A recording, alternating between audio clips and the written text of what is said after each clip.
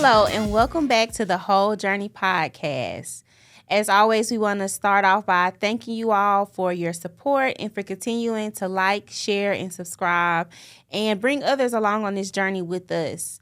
Today's episode is a little different. We're doing a Q&A, and we just want to continue to remind you all to send us your questions. I think we get such good feedback from people, but then when we ask for questions, y'all go ghost. Y'all go silent. Yeah. And so if you want to remain anonymous, that's no problem. We won't, share your name. You can always DM them to us if you don't want to comment on the YouTube or on, the social media platforms, or you can email them to us. And all you have to do is let us know that you want to remain anonymous, and we're okay with that. So we'll jump right in because we got a lot of questions. Yes. So we probably have to do a part 2 because I don't think we'll get to all of them. But the first question that I received was, what do you say to a single mom who feels like she has been counted out of getting married or being in a true relationship? That's a tough one. Do you want to answer? Because I'm the single mom. No, I say, who's counting you out? Are you counting yourself out? God hasn't counted you out. Right. So don't lose hope. I just say, just continue to be a great mom, pour into yourself, pour into your children, and just be the best you can be, and then the right person for you will find you. Like, don't count yourself out. Yeah, I think it's more along those lines that you've counted yourself out because others haven't. Like, there are so many people who have blended family. We have blended families. Yeah. So it is possible to start over with a person when you have kids. So I think it's more so you have counted yourself out over others because. Yeah. There is a man out there that will love you and your babies. Right. And take real good care of you and your babies. So don't think that just because, I hate the term. It used to be real popular a few years ago, like damaged goods. Mm-hmm. Like, I hate that. And I think that some single mothers kind of allow that to be projected on them. And it's like, no, you're not. If God has told you are a wife, with or without kids. Right. Like, you can add value to somebody's life. Mm-hmm. I looked at you because I didn't know if you get a lot of clients that are single moms or single moms and dating, and what that looks like. So when I hear counting yourself out, I'm wondering what do you look like when you go out? Like, are you actively trying to attract somebody, or are you just feeling like it's over for you and kind of giving up in maybe even how you present yourself? I was watching a show yesterday, and a guy was hitting on a girl, but she was so busy, like, trying to complete her work that she didn't even notice. And sometimes we can get caught up in the roles that we know we have to do, that we don't open our lives up for fun or, to even give another person access or send the message that, hey, I am single, I am available. So in counting yourself in, put yourself out there. Yeah. And I think a lot of moms, single moms, have mom guilt. I'm supposed to be being a mom, and they pour so much into their kids. But mama deserve to have fun too. And your kids want a happy version of you. Of course. And a complete version of you. And so if another person, you find someone and they make you happy, and you feel like they are the complete piece of the puzzle, your kids deserve that too. They do. Right. And your kids deserve to see you be loved correctly. Yes. To be in a home, because, a lot of times, we became single mothers because it didn't work out with our child's father, our children's father. But that doesn't mean all is lost. Yeah. Because sometimes, your children can have 2 great men in their lives instead of just one. So I agree. It's just more love. Or 2 great women. Yeah. Yeah, I agree. It's when co-parenting is done the correct way, it's just more love for that kid. I agree. So, don't count yourself out. Don't. And don't let society make you feel like you've been counted out. Society, social media. Yeah, comparison. Yeah. Comparison is the biggest thing. You see someone else. Yeah. Yeah. So, okay, who wants to go next with their question? I'll go. So my next question that we received is, what barriers do you have when it comes to submission?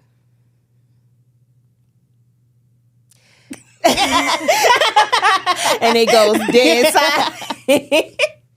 So for me, I will say this, and I'm calculating my response as I'm responding. I was raised by a very independent and strong woman.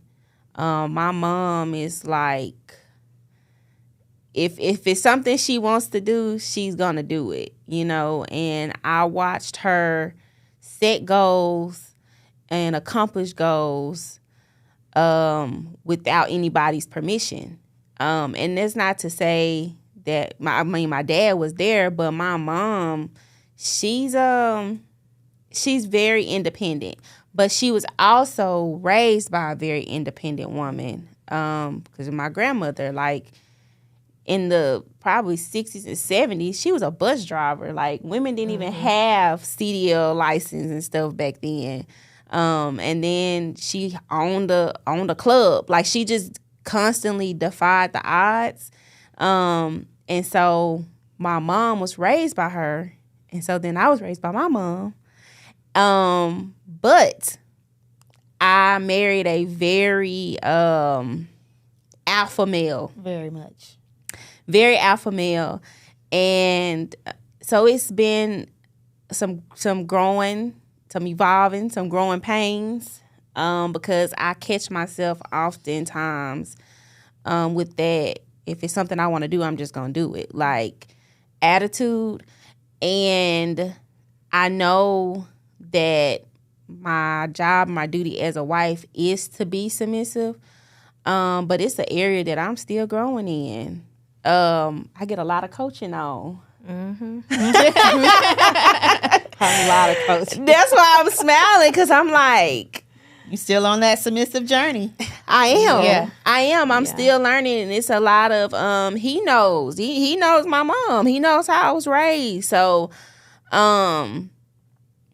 it's a journey for me. Yeah. That's all I got.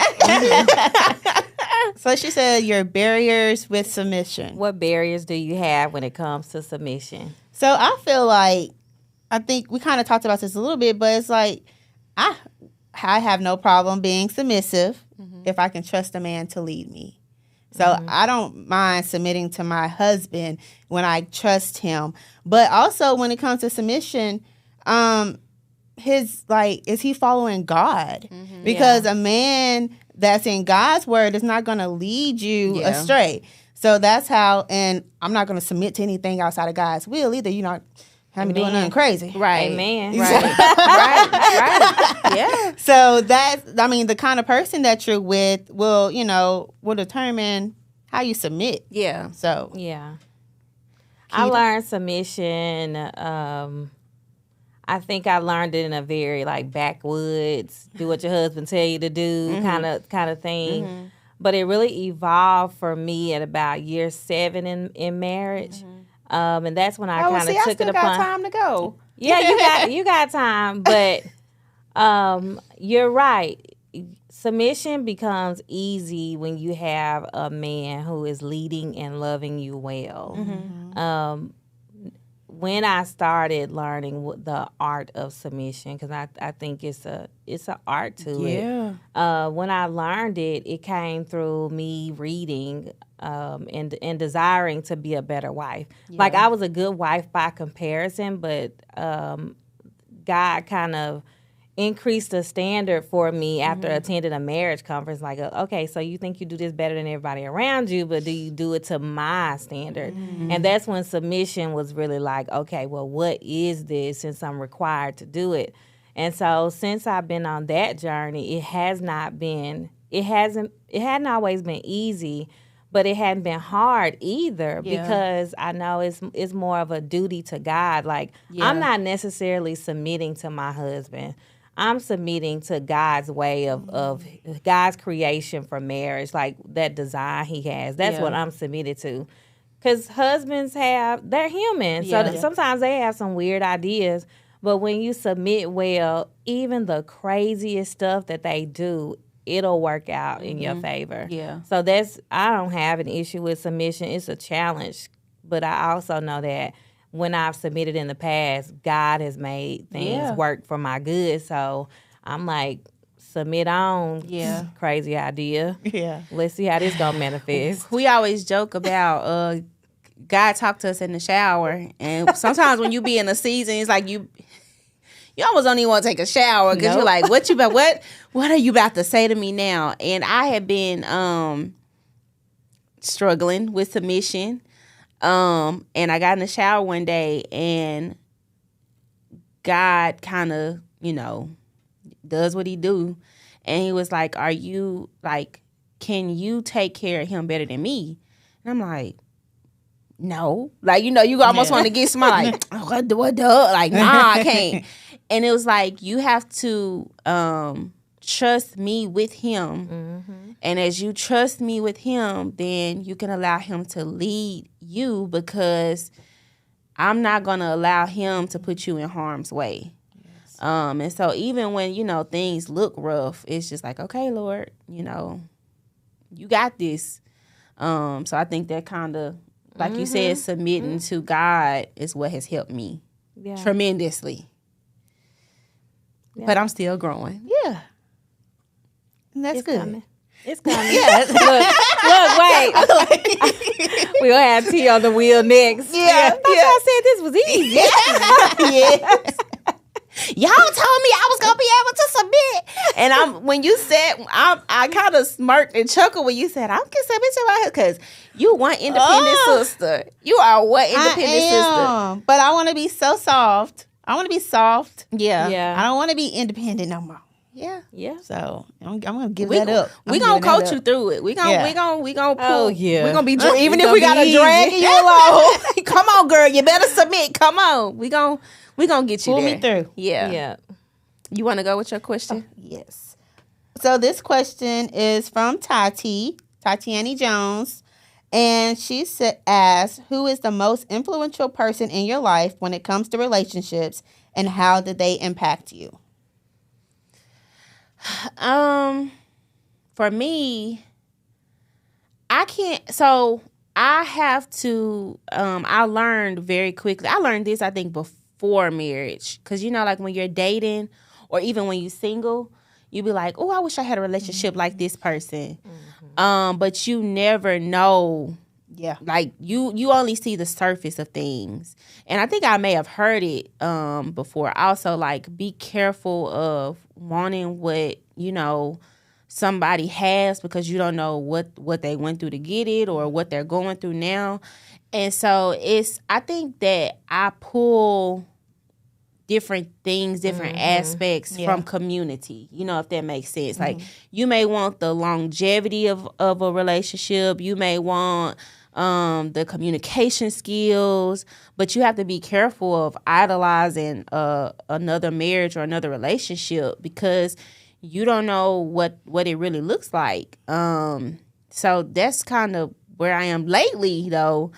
I think it's just because of the season that we're in. We have been really enjoying watching Married to Real Estate with Egypt Sherrod and Mike Jackson.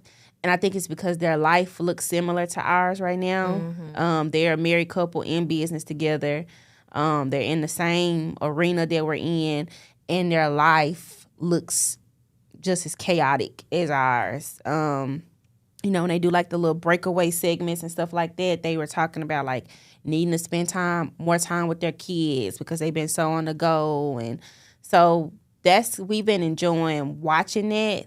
But I can't say that it's just like, oh, I want to be just like Michelle and Barack, because I'm sure what's going on. Yeah, I'm sure. Yeah. Michelle wants to knock Barack's head off his shoulder a couple of times. So that's my So my people, Like I said, around year 6, 7, we really dug our heels in and like, okay, if we're gonna be in this marriage, it needs to be mutually beneficial. It needs to be happy. Like we kind of did a marriage makeover around that time.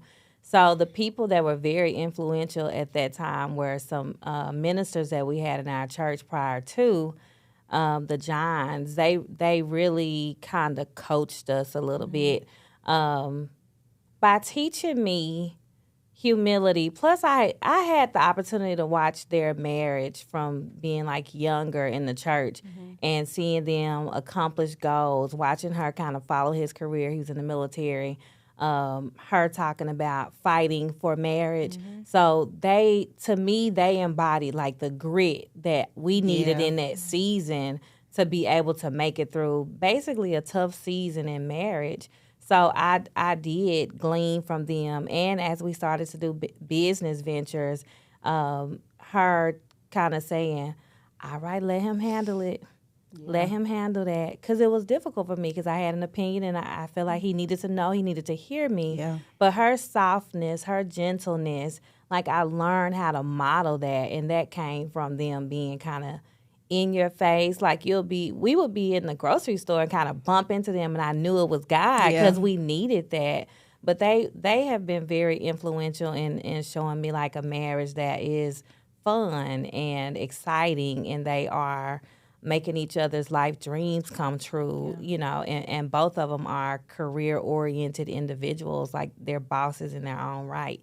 But they can come together and she can be a wife, a mom, they're praying, they're in the church. So they really embody for me like what I wanted marriage to look like long term. Yeah. And he was also a man my husband could respect. And that's finding somebody that he he liked too. That can sometimes be a challenge, but they got us through a rough season, whether they knew how influential they were or not. Yeah. They were very influential. So mine, I'm kind of like you, Breonna. I take a little bit from everything. Like I take some from you, Keita, from you, Breonna. Like both of y'all have like some great marriages that, you know, no marriage is perfect, but it's like I'm inspired by both of y'all.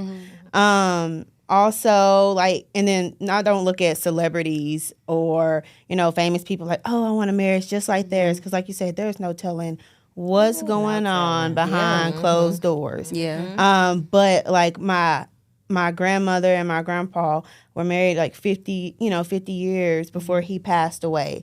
Like to have a marriage, you know, to last that long, that's something that I desire.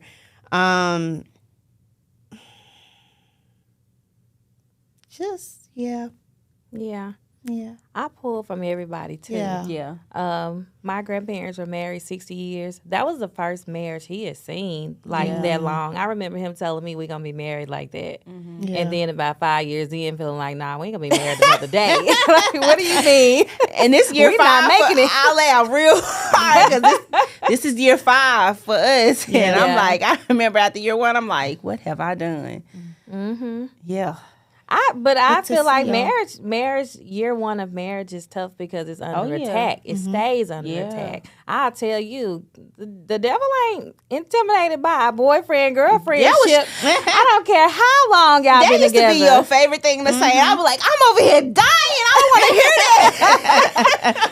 He don't care about you being in a relationship for 52 years. Watch you get married on that 53rd year and he kick your butt. Yeah. You got to survive it. Yeah. You want the spiritual and that's why now. It was so like we had been together for so long and it's like we get married and it was just like a whole different can of worms. It's day one. Yeah. It's day one of it's day one of covenant. Yes. That's I'll say like another marriage that has been kind of influential to me lately is our pastor and first lady, like Lady C. Like just her story, her starting over as a single mom and just finding her Prince Charm and her king. It's just like, it gives you hope. Yeah.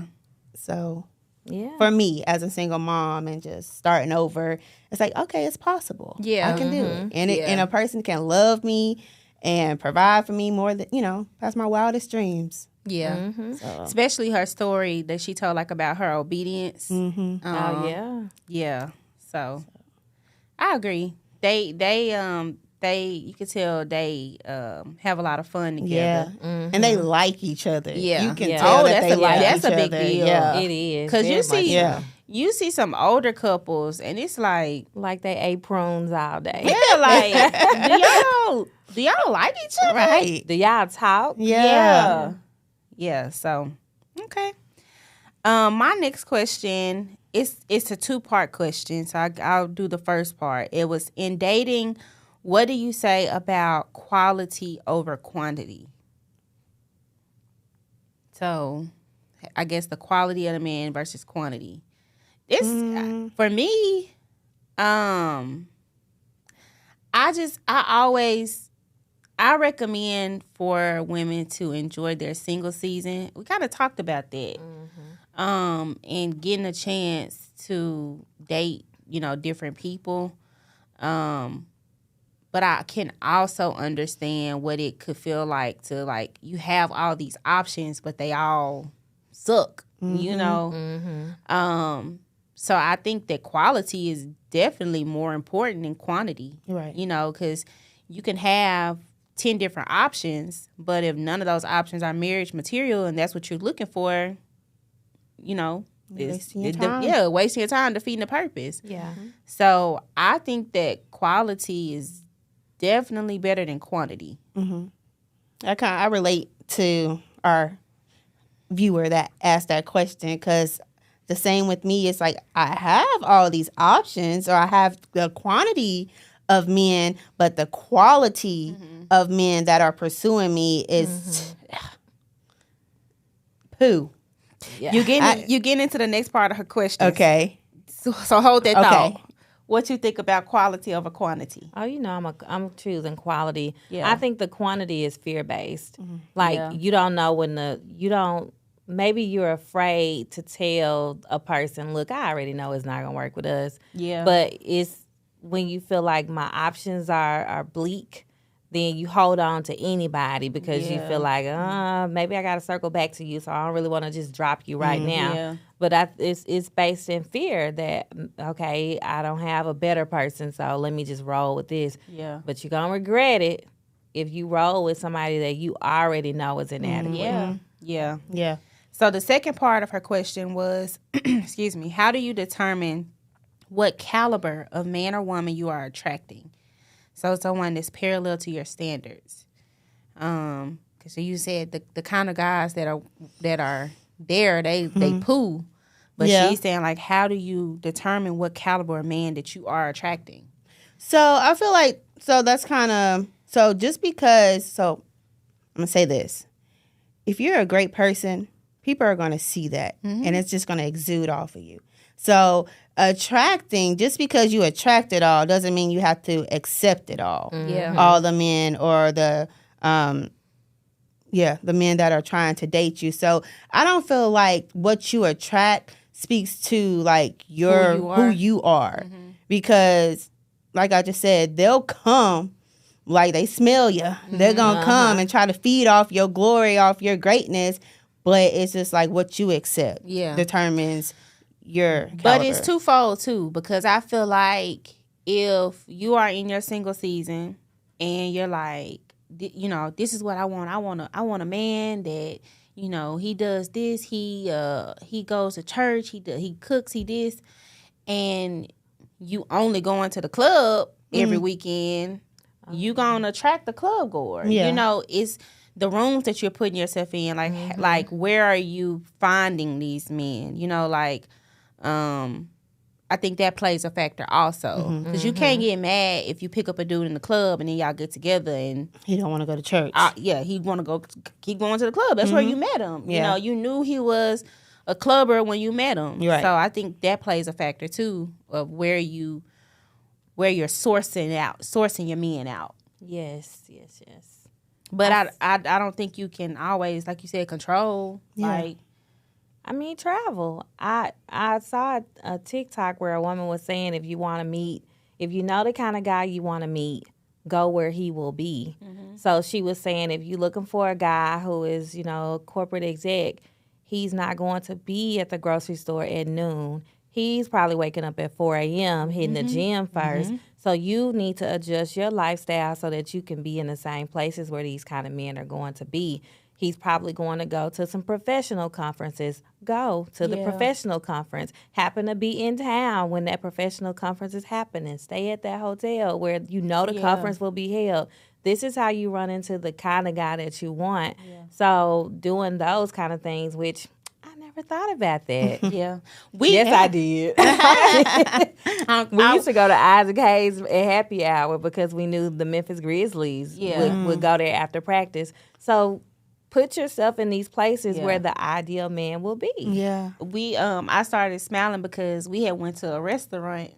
A local restaurant. We did. And when we were there, it was some guys like at the bar, and we like, this where T needs to come. Like this where you need to come. Because right here. I'm like, 9 times out of 10, you going to Chili's, he coming there with somebody. Yeah. So go to some happy hours, some 5, 6 o'clock. Yeah. 10 o'clock, he in bed because he got to prepare for whatever the meeting he got to do the next day. So if the event's starting at 10, why are you there? He's not there. Yeah. So go to the places that he will be. 4 a.m. gym, go, girl. Yeah. Go find your man. So the quality, and then I want to go back to her question about the quality over quantity as well, because it is a elimination process.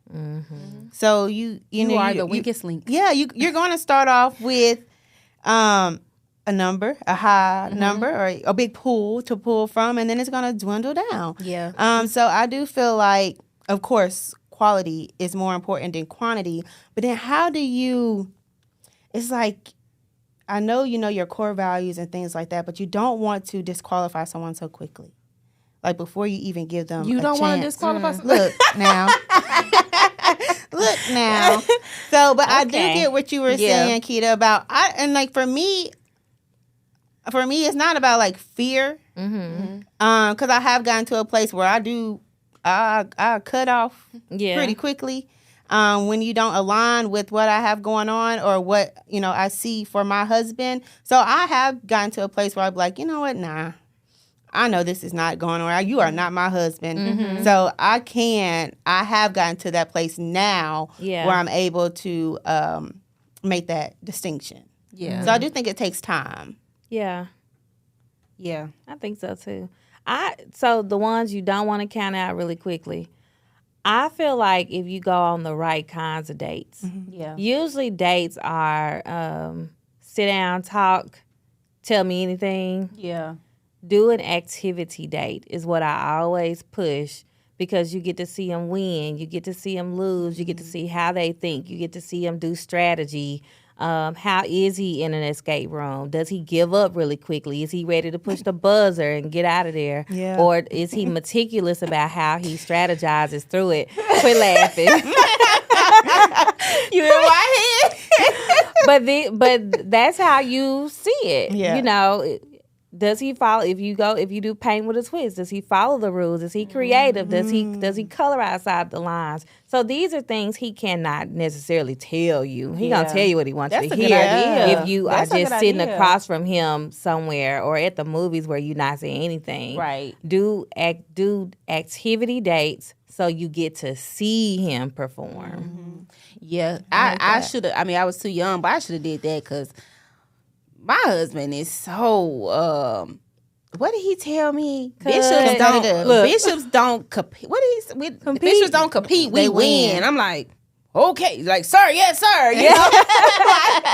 But that's how he is in everything. Like, no, we gotta go get it. Like, he the person that if he lose Monopoly, he gonna flip the whole table over. Like, that's a good idea because it's like you interviewing them. The first one of call me in my early days.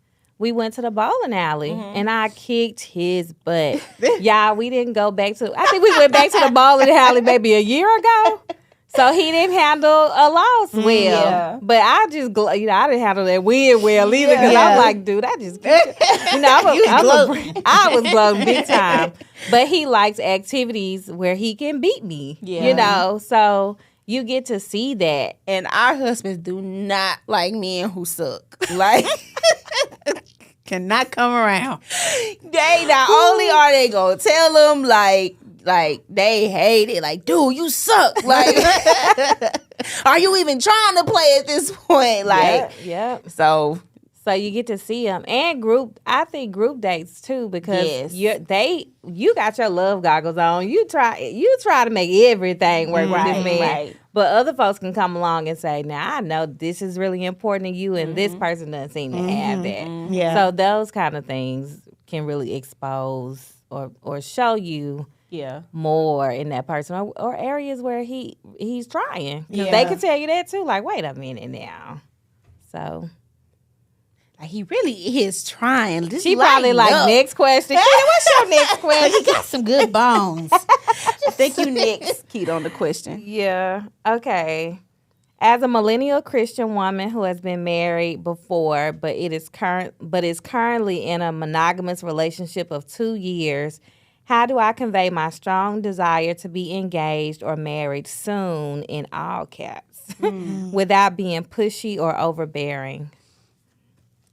Well, I think that happens with a lot of conversation, because it's like, for me, like when y'all started dating, was that not a conversation that was had? Like, do you want to be married again, or what are your thoughts on marriage? I think that's a conversation piece, because sometimes men, I don't want to say commitment scares them. I don't know what it is, but definitely ultimatums scare them. Yeah. So you want to be careful of like, marry me or else type thing, because you may make them run away. But I think it's also important for them to know that, that's a goal. I don't think you just allow marriage to just be the elephant in the room and y'all never talk about it. I think it's definitely time for a conversation. Yeah, I agree. You need to have a conversation. Sit down and have if the conversation hasn't been had before. Initially, did you guys talk about, your views on marriage? If that's something you desire before getting together or not? But okay, now it's on your mind, it's on your heart, there's something you desire. I feel like you should sit down and have a conversation, not marry me or else, but hey, what do you think about marriage? Yeah. Is it something that you want to do? Is it something that you desire? Especially if your views have changed about marriage, because it could have been, when you came, because you say you've been married before, right? When you came in it, you could have portrayed that you didn't want to be married again. So if your views have changed on that, communicate that. You got to communicate that. You owe that to him to let him know. I think oftentimes we expect our partners to just assume or to know what we're thinking, and we punish them when they don't get it right. But it's like, how was I supposed to know that if you didn't tell me? So I think it's time for a conversation. Yeah, I would say discuss it. Be really intentional, be really open about talking about it. So does she start sending them like rings? Like, no, but I think you could say, babe, I really enjoy this relationship, and I really do want to, spend the rest of my life with you, and I know you feel that way about me. As a Christian woman, it's important for me to do this right and be married. Whatever that might look like, and then leave it alone. Yeah. Tell God after that. Yeah. Stop. Don't put so much pressure on him. Start having those conversations with God about what you desire, and leave it alone. Yeah. Tabitha Brown talked about that though, like wanting to be married so bad, then just getting off of it altogether, and the guy eventually coming to her saying, "Well, you ain't saying nothing about marriage. You must not want to marry me." That's how it happened for me. Like, I think when I was ready, I was just like, I was almost obsessed with it. Like, I'm ready to get married. Da, da, da, da. Like, he either gonna marry me or he not. And then we had went through that period that was pre-breakup, and then we broke up. And when we got back together, I was good. I'm just like, okay, we either gonna get married or we not. And I was completely caught off guard when he engaged. He proposed. Like, you know how some people are like, I knew it was about. No, let me rewind it. It was the year I turned 25, and I had a birthday dinner, and I just knew he was gonna propose on my birthday. I just knew he was gonna propose, and I told him this recently. Like that night, I was so mad that night. I think I probably cried myself to sleep, and he didn't even know it. Like he just over there, just happy. But it was because my birthday's in September. That July, like right before my birthday, we had did pre-engagement counseling with our pastor. And so when he said he wanted to do pre-engagement counseling, in my head, I'm thinking like, oh, it's coming, you know? Yeah. But I still didn't allow myself to get too excited. But then when it came around my birthday, I can't lie. Perfect timing. I was thinking like, okay, it's gonna happen, you know. No, it didn't. And that felt like a blow. And so I kind of just got off of it again, like, okay, well, whatever. Whenever it happens, it happens. And he just did it on a random day. So, yeah. I didn't see it coming. Yeah. But I think those are the best ones. Yes. Because then you know it's his decision. You feel chosen. Yes. Versus pressure. He only did this because I did. You know, that type of feeling. I didn't see mine coming either. But gosh, he know better than to let a good thing get away. And then you have that thought in your mind, like, okay, did he really do this because he wanted to? Or because I made him do it? Yeah. And so. And then I think when you do it, like when they do like on holidays and stuff, like it's like that pressure, like, oh, it's Christmas, I gotta propose, or it's Valentine's Day, like she's expecting me to, propose. It just, that's a lot. Yeah, you don't want to force somebody to do something that they're not ready to do. Right. T, I think you next with the question. So this question is, how do you get over or heal from a breakup when your ex still wants to hang out, text, and call? You like their company, but it's confusing. Okay, so I went through that. I'll speak from my own experience. I went through that, and honestly, if I'm being completely honest, I think it was one of those things where it was like he wanted to be single, but he didn't want to let me go, And so you have to be careful with that. You have to be mindful of that. Like, don't allow, like, if y'all are done.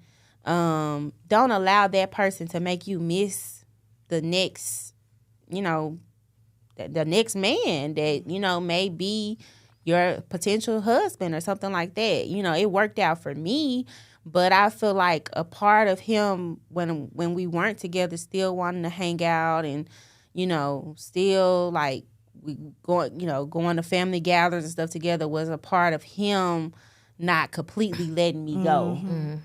So you have to be mindful of that.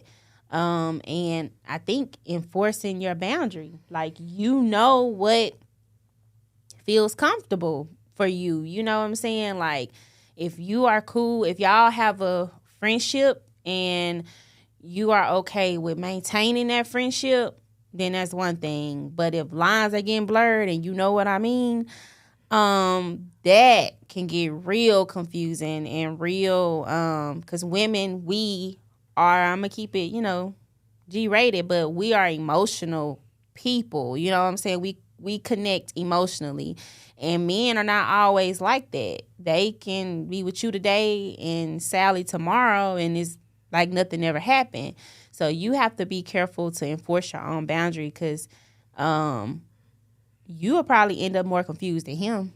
And if you call him on it, they good about saying like, well, you knew we weren't together. You knew what this was, you know. And then you stuck feeling like, well, dang. Well. You know, so you have to enforce the boundary, your own boundary, because he ain't gonna do it for you. If you allowing him, he gonna roll with it. Don't y'all think? Yeah. As long as you allow him to keep on crossing that line, he gonna keep doing it. Keep doing it. I'm trying to think of the it's an old saying like why buy the what is it? Why buy the cow when you get the milk for free or something like that. You have to be very careful with that, because I'm telling you, sometimes it's not that he just enjoy your company. He just don't want to see you with the next man. So don't let him block your blessings, girl. Yeah. That's a tough one. Yeah. That's really tough. It is. Because I can understand the relief from the grief, because now he back. Yeah. And that feeling of, you know, like people feel familiar. Like they do kind of feel like home, and they can get you that feeling like, oh, we back to old times. But then it's yanked from you again and snatched back when it's like, all right, check them deuces, you know, I'm out. Like, because I feel like you reopening the wound. That's what I was gonna say. You're not it's not really healing, because it's just like it starts to get a little scab on it. Yeah. Then y'all text, call, hang out, then it's ripped off, it's bleeding again. So you're not ever really healing. It's just a vicious cycle over and over. Yeah. And it's like, okay, she said that she enjoys hanging out with him, but it's confusing. Yeah, it's confusing for a reason. Do you really like hanging out with him, or are you just comfortable with him? Oh, that's a good point. Yeah. Like, you know, because change is uncomfortable. It definitely is. And like you said, a person, he can feel familiar. Like that's what it was for me for all those years. It's like a person can definitely be home. Like a person can be home. Yeah. And that's what Reggie was. And so it's like it was easy for both of us to just kind of like, nah, we ain't together, but we together. You know, like it's like that's why it was easy for both of us. I actually joked with him about it last night because I had saw a TikTok, and I caught him in the room because he had got me this belt made like a long time ago, like 2014 maybe before that had Breonna Bishop on it. And we was nowhere near thinking of marriage. And so I asked him, I said, so you got me that belt that long ago, like, did you know, like, no, this gonna be my wife? He was like, yeah. I'm like, well, what took you so long? You know, I know. I think people. I'm telling. I don't think it take forever. No, Tommy and I started talking like November. Yeah. By that Valentine's Day, he had given me a promise ring. I think later on that year, maybe in November, we were getting engaged. Yeah. So it doesn't take forever. When they know, they know. Yeah. And so that's when the TikTok made me think. I'm like, dude, you didn't propose to me till like 4 or 5 years later. Like, what was we doing? You know, like you just wanted to be single and keep me on that hook. So that's why I'm saying, like, you gotta be careful with that. Yeah, you do. They'll do it. They'll do. You really do. And also remember that they're an ex for a reason. Yeah. Oh, that's easy for folks to forget. Yeah, they're an ex for a reason. And she said it's confusing. But God and confusion do not reside together. Yeah. So if it's not of God, I mean, it's gonna confuse you. I just say let it go. I say cut it off altogether. And you listen. Tell her what to do. Tell her what to do. Tell her what to do. Like, because I mean, it's not easy to do. Like that's why I'm like I was there. I was in that position, and it wasn't easy. You know what I'm saying? Like every time I said I was done. Here we are again. You know what I'm saying? Like I said, you keep blurring those lines, and it just gets more and more confusing. Muddy. Like the old people say, you either crap or get off the pot. Like, are we about to be together? If y'all enjoy each other's company that much, if y'all are that connected, why are y'all not together? Yes, that's a good question. That's the question. Yeah. So stop letting him string you along. But he make you block, like I said, miss your blessing. Yeah. So I think Do you want to do this last one before we? Yeah. Okay. How do you handle, this need to be a whole show. How do you handle or deal with disrespect when the disrespect is coming from your spouse or significant other? First of all, we're not handling disrespect from significant others. So that's your cue right there that they need to be an ex. Yeah. The spouse is a lot more difficult to kind of run through. Yeah. Because you have to remember you do want to honor and love your partner. Disrespect is tough. Yeah. It is. I want to know what it is though. Yeah, it's I so would broad. like more context too, because it's like I think you go through seasons in marriage. And so does the disrespect look like disrespecting your boundaries, disrespecting your like what does the disrespect look like? Yeah. Are they Talking back. disrespecting the marriage? Like what does the disrespect look like? Yeah. Because when you said talking back, I got convicted. Cause my mouth is slick. I'm trying to think of what. So for me, disrespecting, I used to perceive. I don't use the word disrespect first of all because I just feel like that's something that's a man thing. Oh, it is. But when my husband used to prefer his family over something that we had going on, that was something that I would just like, why are we married? Yeah. Why are you even here? If you're going to go everywhere they go, if you're going to do everything that they do, you still want to hang out with the guys all time of night. That to me, I felt was disrespectful because you leave me in the house with kids. Yeah. You supposed to be provider, protector, all this stuff. But the person you really protecting is your folks, not us.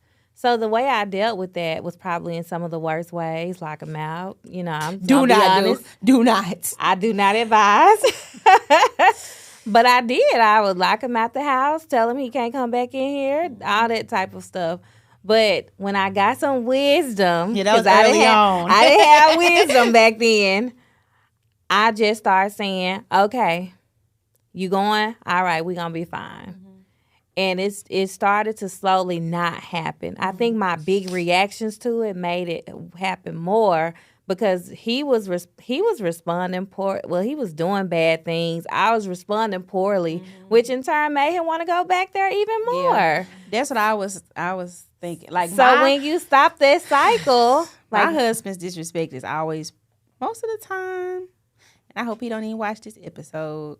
Provoked by me. Like I'm a picker. Like I'm a poker. Because when we get offended, it's hard to jump. It's our feelings hurt. I know his buttons, and it's like he'll tell me all right, Bree, like, all right, leave me alone.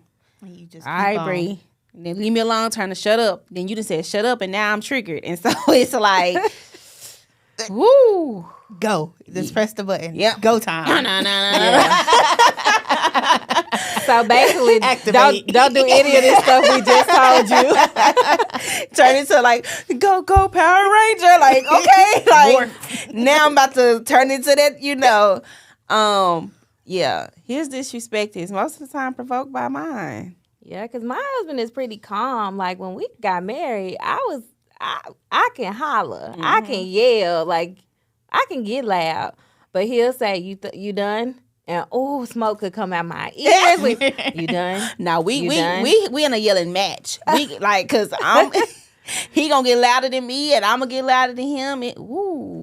Yeah. It depends on what the disrespect looks like. Yeah, that is for one significant other. Badu, like we ain't even. No, I ain't even got to put up with this. But a spouse, it depends on what it looks like. Exactly, it does. I think y'all both covered that very well. Don't kick down the door. I mean, don't lock. Don't lock kick down the door. Don't kick don't down lock the them door. out. And what's your favorite thing? Tell me. Do not leave the house. Oh yeah, do not. Okay, don't leave the house. Stay in the house. Take a break. Slow down for one. Gosh, I gotta turn into a therapist. All right, slow down. what's really triggered inside of you. First, let's analyze that. Before we make this a we problem, let's deal with the me problem. So is it that he made you feel embarrassed? He made you feel humiliated? Or I say he made you feel embarrassed, you feel humiliated, you feel ashamed. Like what is the feeling that has been triggered and what's connected to that? Okay, he said this in front of a crowd of people. Now I'm embarrassed. Now they look at me like whatever. Is that true? Because some of what we get pumped up about isn't even true. Yeah. So deal with that me problem first. Then when you go to him or her, you can say, hey, do you remember this incident? I felt blah, blah, blah. In the future, can we do it this way? Yeah. And that way you don't have to worry about repairing doors or moving out, all that stuff that tends to happen when we get to that point. So just be chill, slow down for a second, and really take and analyze how you feel, what's coming up for you, and process it at that level. Yeah. I agree. Well, this was good. Yeah. And we still have more questions to cover. So y'all will see that on the part 2. But I enjoyed that. I feel like we're bringing y'all on the journey with us. And as you can see, like, we've either experienced what you're going through, or experiencing it now, or, so send it to us, because we probably still learning the same things you are. And I'll leave it there. Yeah. But till next time, I am Breonna. I'm Meketia. I'm Tanisha. And this is the Whole Journey Podcast.